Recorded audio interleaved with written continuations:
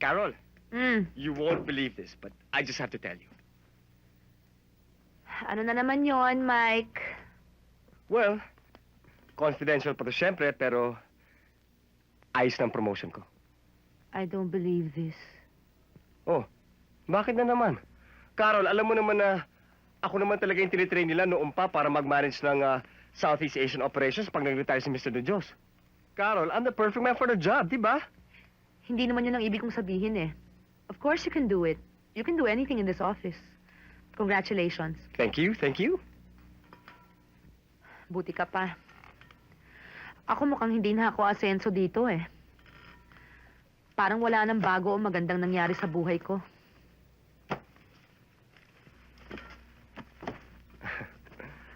Umandar na naman si Missy Nagpis. Ayaw mo pa ba niya? Department manager ka na. Oo nga. 3 taon na. Ganyan naman dito eh, pag babae ka. Hanggang department manager ka na lang kung hindi ka sekretarya. Why don't we celebrate? Ba't hindi tayo mag-dinner mamaya? What would you like to have? Thai? Japanese? Mexican? Sa ibang araw na lang, marami pa akong trabaho eh. Siya nga pala, there's a new bistro here na Marsolo. Balita ko magaling ang jazz band nila dyan. Mike, congratulations. Thank you. No. Perhaps, some other time? Pag-iisipan ko. Okay, just tell me.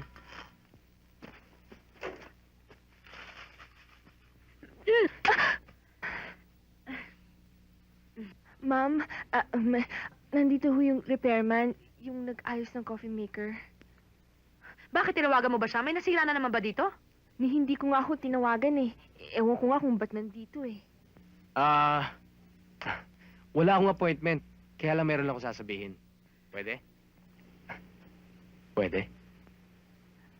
Okay.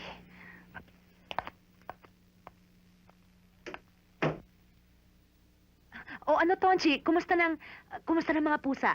Mabuti. Inaalaga ko sila. Pinakakain. Mabuti, mabuti. Oh, ano tadalaw ka? Ikaw naman sana pakakainin ko. Gusto mo mag-dinner mamaya? Pa, saan ka pupunta? Diyan lang. Malapit lang, anak. Mag-home service ako.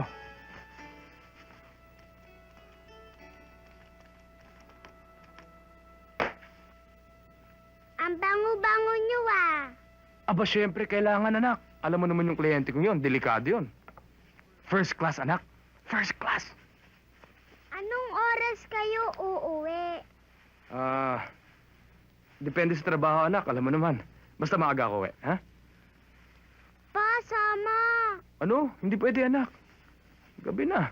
Akala ko ba sandali lang? Akala ko ba malapit lang? Hoy, Iha. Ikaw, meron ka pang assignment na gagawin, ha? May trabaho ka, may trabaho rin ako.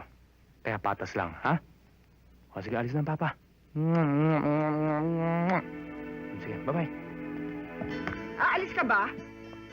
Oh, hala. Oo. Hindi ka dito kakain. Hindi na ho. Nagmamadali ho ako eh. Sige ho. Bye-bye. Teka muna. Ginamit mo yata ang pabango ko eh. Oo nga ho eh. Papalitan ko na lang ho. Sige ho. Sige, baby. Sige, bye-bye, bye-bye. Para silang ulo ni Papa.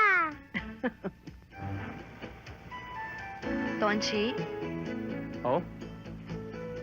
saan mo ba ako dadalhin? Maagang pasok ko bukas, ha? Susurpresahin sana kita eh. Sandali lang to. Tsaka malapit lang. Mahilig ka ba sa seafood? Seafood? Oo, paborito ko yun. Madalas nga kami kumain sa Via Mare, sa Seafood Plaza. Pero kahit Bayo Fiesta, okay na rin.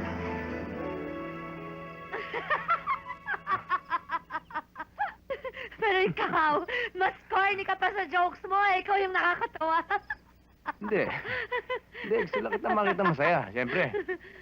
Wala ka nang ginawa sa opisina mo, kundi maghinagpis. Yun, Relax naman maghinagpis. ako, Tonsi, eh. Ay, Dito, ngayon.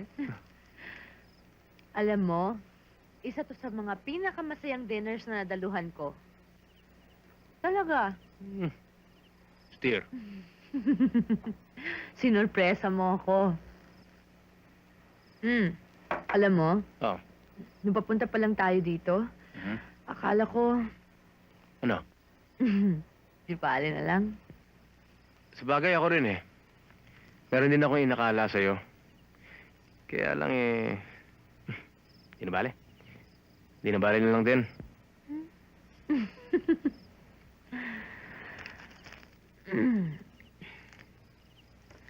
Parang ayoko na tuloy pumasok sa trabaho bukas.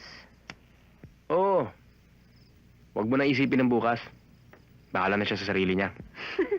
Iba ka talaga mag-isip, ano? Yan. Yan ang pangontra ko sa pagkabuang. Tsaka hindi ako nagpapatali sa aking kalendaryo. At sa kalendaryo ng ibang tao. Yan ang hindi ko kayang gawin. Kakatakot. Ikaw, Tonchi, anong ginagawa mo pag meron kang malalang problema? Ako?